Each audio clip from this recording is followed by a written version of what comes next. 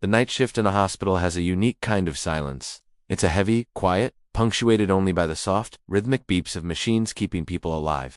For one MRI technician, that silence was about to be shattered in the most terrifying way imaginable. He was running a routine scan on a patient, a man who had been in a coma for weeks, when something came through the speakers that made his blood run cold.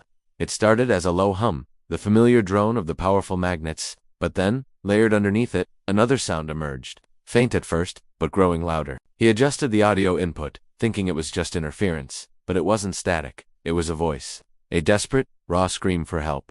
The technician stared at the monitor, his heart hammering against his ribs. The brainwave patterns were there, steady and low, just as you'd expect from a comatose patient. But there was another signal, an anomaly he'd never seen before, pulsing in perfect sync with the screams. He replayed the audio, turning the volume up. There was no mistaking it. It was a man's voice, pleading, screaming, trapped, and it was coming from inside the patient's head.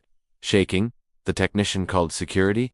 They reviewed the footage from the camera inside the MRI room. The patient on the table was completely still, just as he had been for the last hour. But as they zoomed in, a chill crawled up their spines.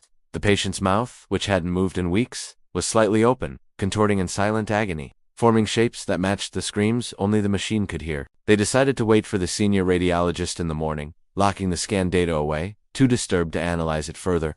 The technician couldn't sleep that night, the disembodied screams echoing in his mind. When the team gathered the next morning, they prepared themselves to hear the disturbing recording. The technician nervously clicked open the audio file, but there were no screams. Instead, a new sound filled the room, a chillingly familiar whisper that made the technician's breath catch in his throat. It was his own voice, distorted and menacing, coming from the recording, and it said, "It's your turn," to this day.